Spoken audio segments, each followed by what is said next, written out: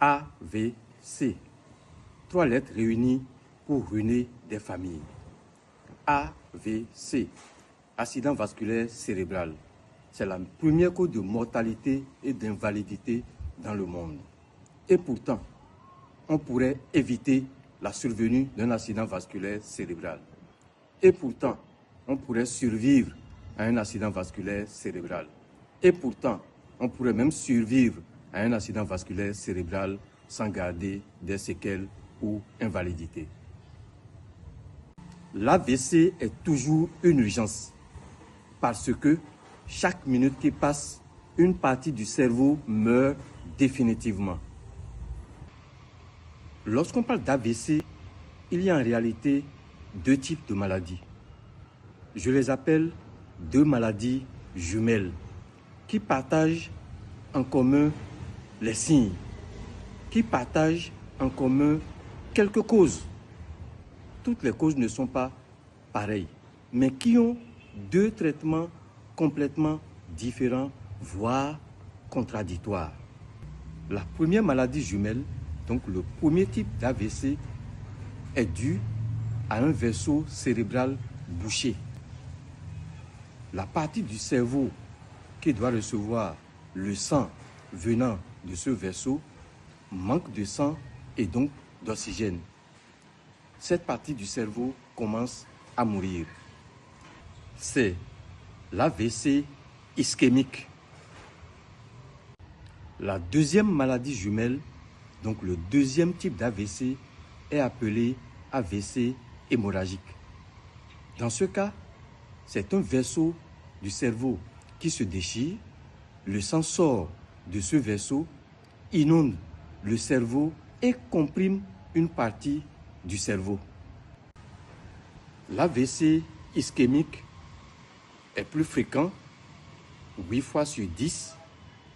L'AVC hémorragique est plus grave et plus souvent responsable de mortalité et d'handicap.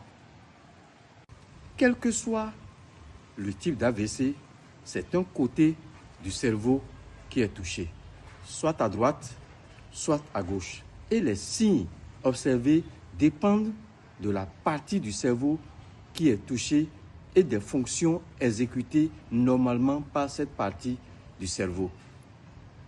Les fonctions touchées peuvent être la vue, la parole ou la motricité, par exemple.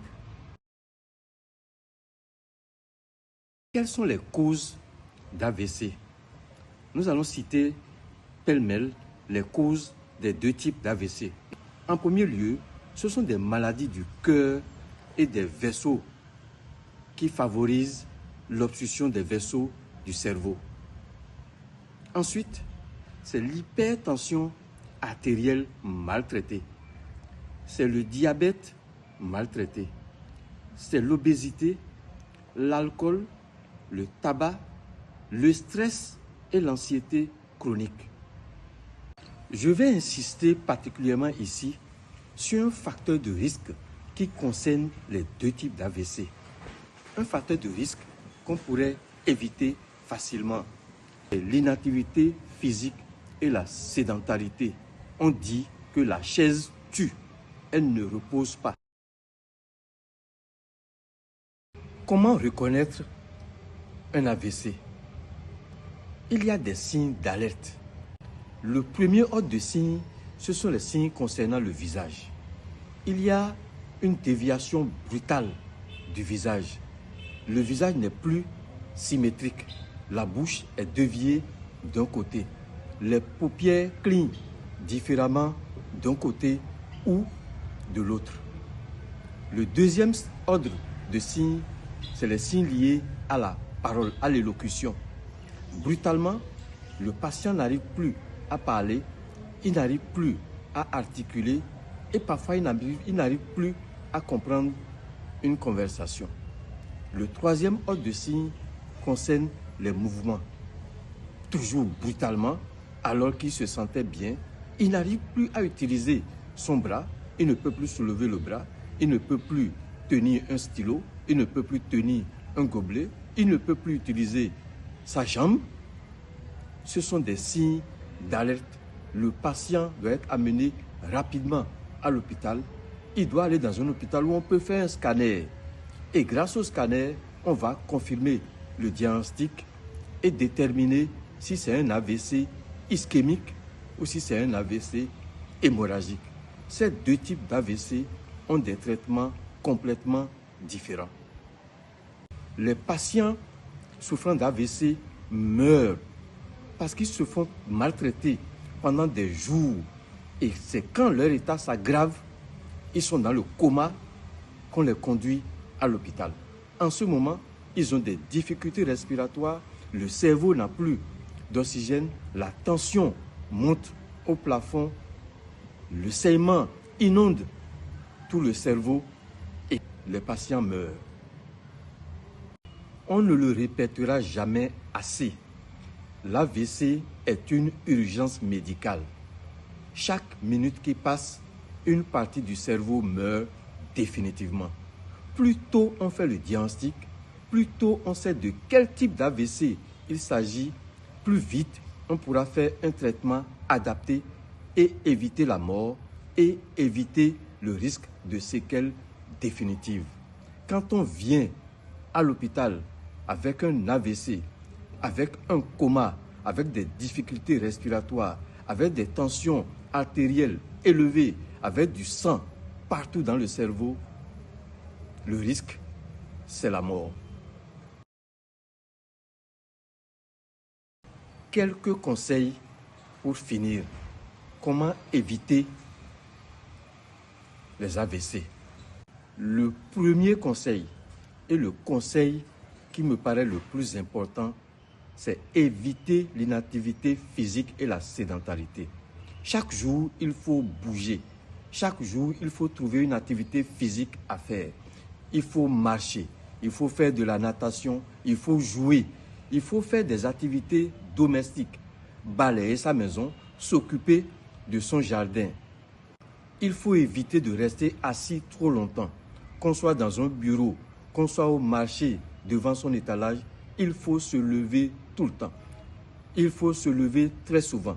Il ne faut pas rester assis trop souvent. La sédentarité et l'inactivité physique tuent autant que le tabac. Si on a des facteurs de risque, il faut les traiter. L'hypertension artérielle, il faut traiter. Le diabète, il faut traiter. Le cholestérol en excès dans le sang, il faut traiter. Non seulement il faut traiter, mais il faut surveiller périodiquement. Si on n'a pas l'hypertension artérielle, si on est au-delà de 40, 50 ans, chaque année, il faut vérifier sa tension tous les trimestres ou au moins tous les 6 mois. Il faut faire un check-up périodique pour regarder son cœur, sa tension, sa glycémie et d'autres éléments que les médecins vont vous indiquer pour éviter d'aller vers l'accident vasculaire cérébral. Il faut contrôler son poids. Il faut surveiller son poids. Il ne faut pas grossir. Il ne faut pas grossir. L'obésité est également un facteur de risque d'AVC et d'autres maladies. Il faut tout faire pour sortir de l'anxiété et du stress chronique.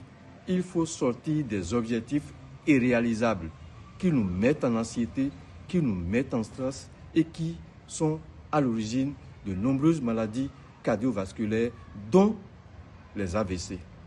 En définitive, pour éviter les maladies cardiovasculaires en général et l'accident vasculaire cérébral en particulier, il faut savoir manger, il faut savoir boire, il faut savoir penser, il faut savoir bouger, il faut savoir dormir. Merci. Je suis le professeur Eugène Zoumenou, médecin anesthésiste réanimateur. Suivez-moi ici pour ne pas vous retrouver dans mon service.